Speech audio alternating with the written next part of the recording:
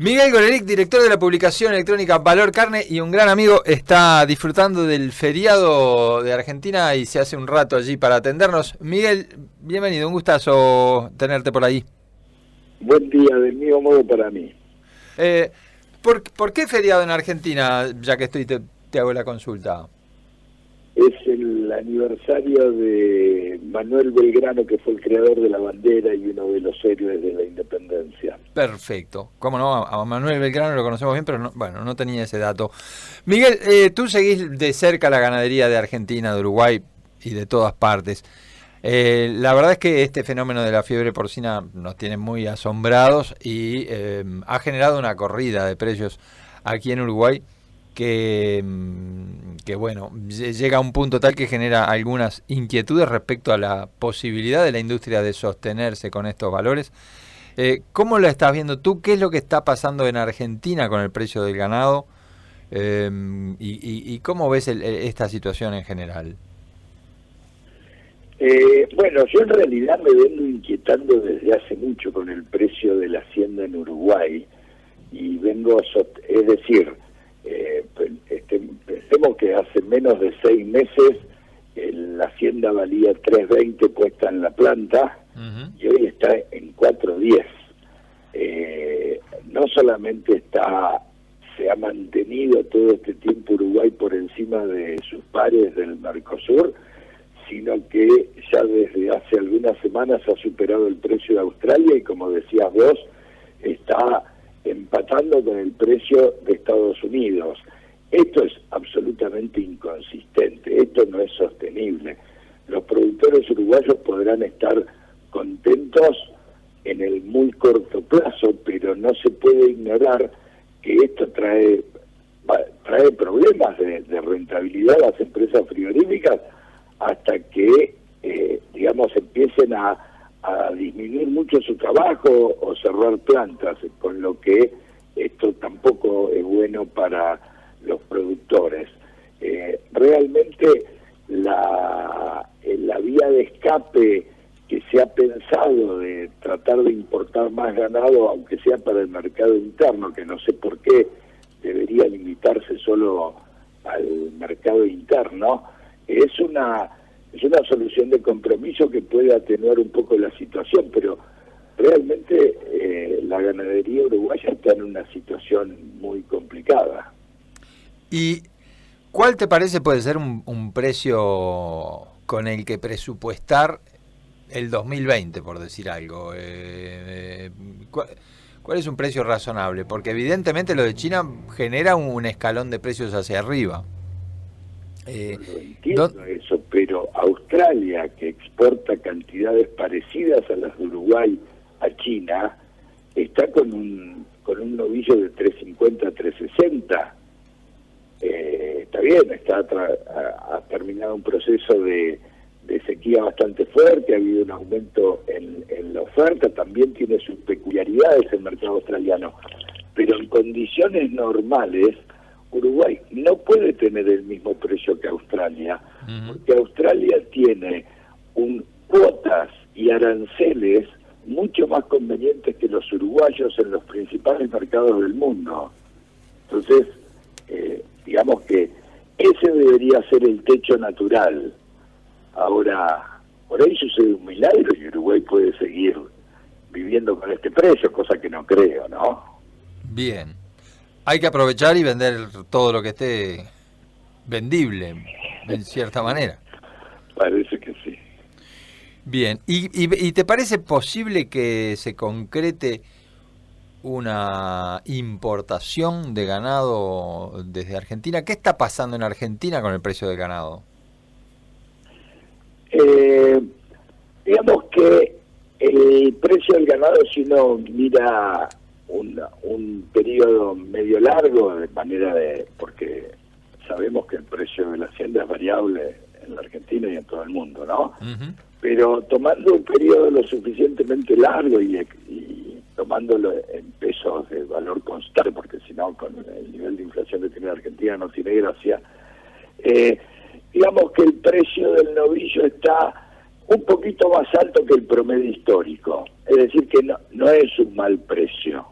Ahora, es esto visto desde el punto de vista de los ingresos. No puedo opinar sobre los costos porque no tengo una medición sobre esto, pero con lo que quiero decir es que por ahí está un poquito más de la mitad del promedio histórico, pero no necesariamente significa que los márgenes sean superiores al promedio histórico. Pero de todas maneras no es una mala posición para la hacienda argentina desde el punto de vista del productor. Y también ha habido un aumento muy fuerte en los embarques porque se dan las condiciones internas y externas para estar en esta situación, pero estamos hablando de un diferencial de precios muy fuerte con Uruguay, y por supuesto ese diferencial es todavía mayor con Brasil, con lo que si se destrabaran los canales de comunicación entre estos mercados, necesariamente va a ir un flujo de hacienda de cierta importancia. Ahora, al quedar limitado al mercado interno y ser tan relativamente reducido el mercado interno uruguayo, esta va a ser la limitación que va a tener en su efecto, ¿no? Bien.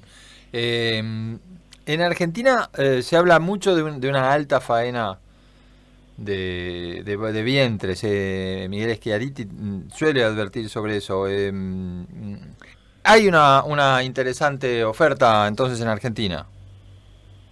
Sí, por supuesto, y el tamaño del mercado de carnes en la Argentina. ¿Hola? Sí, acá estoy. ¿Me escuchás? Sí, lo que pasa es que de fondo escuché un sonido ocupado que antes había sucedido lo mismo cuando se cortó. Entonces, digamos, la diferencia en el tamaño del mercado de uno u otro país me hace pensar que no habría problema para abastecer una parte de las necesidades uruguayas, ni hablar de Brasil, ¿no? Uh-huh. Bien. Hoy, novillo gordo en Argentina, novillo gordo de exportación, como que de un corte Hilton, ¿qué precio tiene? Estamos hablando de entre 2.70 y 2.80 puesto en planta, contra 4.10. El diferencial es abrumador. Bien, ¿y precio de ternero, por ejemplo? El precio de ternero no lo tengo en la cabeza expresado en dólares. Podría perder mucho tiempo para hacer el cálculo, disculpame. Bien. Pero entonces, ¿ves posible que pueda darse un comercio entre los dos países? Es posible.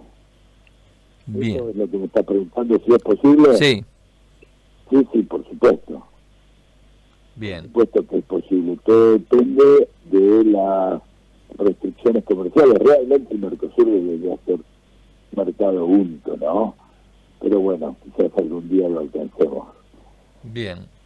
Con ese precio del novillo, Argentina volvió a cumplir la cuota Hilton luego de muchos años, que no se, en 10 años que no se cumplía. Estoy mirando un tuit de Luis Echevejere. La última vez que se cumplió, y no por propósito del gobierno, porque estábamos en un momento político muy distinto, fue en el año 2009, porque hubo semejante liquidación donde se perdió el 20% del rodeo nacional, que la carne sobraba y se pudo cumplir la cuota Hilton, pero digamos que antes de ese año también se habían incumplido volúmenes de cuota Hilton, es decir que ese año 2009 fue una isla, pero efectivamente se volvió a alcanzar el 100%, que era lo habitual en la Argentina, hasta que se empezó a intervenir en el mercado de Hacienda, ¿no? Perfecto. A ti te tocó estar en la industria en tiempos muy duros para la exportación de carne. Así es. ¿Cómo te parece puede impactar si en las próximas elecciones hay un cambio en la orientación del gobierno? Tenemos que esperar que acá en Uruguay nos lleguen un montón de agricultores y ganaderos de Argentina de nuevo. ¿Te parece que sería más pragmático? ¿Está en juego la continuidad de esta recuperación de la ganadería en las próximas elecciones? Sí, lo que pasa es que yo creo que no va a haber un cambio de gobierno y por eso la situación me inquieta un poco menos, pero realmente tendría los peores presagios si hubiera un cambio de gobierno. Ujú. ¿Te parece que bueno, se ha estabilizado un poco más la economía en las últimas semanas y eso va a terminar pesando como para que se dé continuidad a esta lógica actual? Sí, eso ayuda. Yo creo que, digamos, a mí me sigue sorprendiendo un poco que toda la discusión económica, toda la discusión política y electoral pase por la economía, cuando hay tantos otros campos que son importantes, pero bueno, así se dan las circunstancias. Y en ese escenario de que haya una continuidad política en Argentina, ¿la ganadería de Argentina tiene mucho por crecer todavía o dada la expansión que ha tenido la agricultura ha reducido su área y más o menos sus actuales volúmenes de exportación son los que deberíamos esperar en el mediano plazo? Yo creo que la ganadería argentina debería crecer más en eficiencia que en volumen, y esto finalmente va a terminar redundando en mayores volúmenes de carne. Pero digamos, yo desde un principio nunca tuve el objetivo de recuperar el stock que había en el año 2007 o 2008. A mí me parece que mucho más, del cual se ha recuperado la mitad o un poquito más, digamos, ¿no? De esa fortísima liquidación de aquel momento.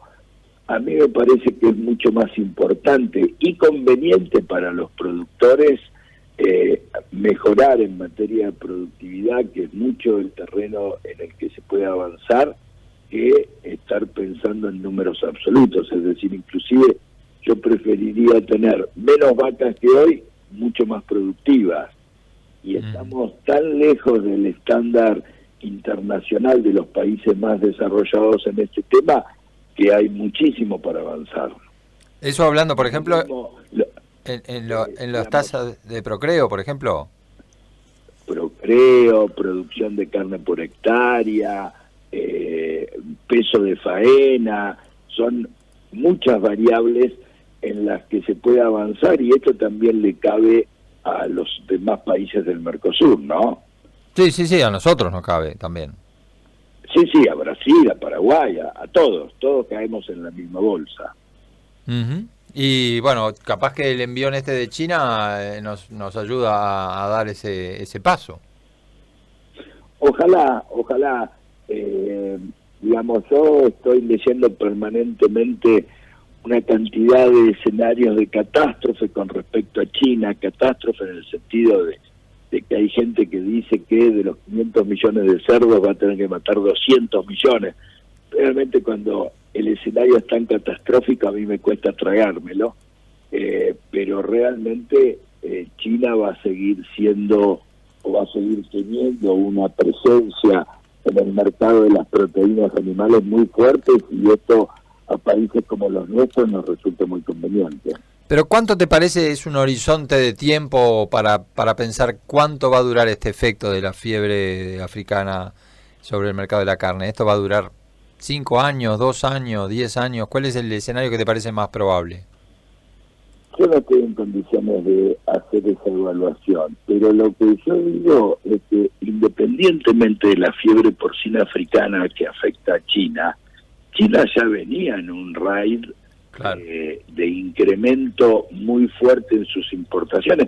Acá hay que ponerse a pensar que hace solo 6 o 7 años China era un importador marginal en el mercado mundial de carne vacuna, y desde hace 2 o 3 años ha superado a todos, es por lejos el más importante importador del mundo. No es solo la fiebre porcina. La fiebre porcina, ¿Hola? Sí, te estoy escuchando. La fiebre porcina es la cereza sobre el postre, digamos, pero acá hay toda una tendencia que se venía pronosticando desde hace mucho, pero que se empezó a corporizar desde hace relativamente poco tiempo, donde China va a ser un un actor y va a seguir siendo un actor muy importante en el mercado de la carne. Ya caminaba con piernas propias, digamos. ¿Esto acelera ese camino que ya llevaba? Ni hablar, yo siempre trato de mirar el mercado de China sumando a Vietnam y a Hong Kong, porque claramente el aumento en las importaciones de estos dos países ha terminado en territorio chino y consumido por los chinos, así que mirarlo por separado puede confundir un poco, pero estamos hablando de 3 mercados que en alguna medida que tienen canales de comunicación a través de los canales grises, que representan más de 2 millones de toneladas equivalentes con hueso de importaciones en un mercado de 12 millones. Yo creo que, no sé si en algún momento Estados Unidos, cuando era el líder de las importaciones mundiales, llegó a representar el 20% del mercado. Esto es inusitado. Nos da un horizonte, digo, con fiebre de los cerdos o sin fiebre de los cerdos, tenemos un horizonte de largo plazo para optimizar la ganadería todo lo posible. Sí, tendrían que sobrevenir cambios impensados en este momento como para que no sea así. Buenísimo. Bueno, esperemos que no vengan los impensados y que crezcamos juntos a ambos lados del río. Y que sigamos así, efectivamente. Miguel, a ver cuando cruzás para aquí, ¿eh? Muchísimas gracias. Un gran abrazo. Un saludo a la audiencia. Gracias.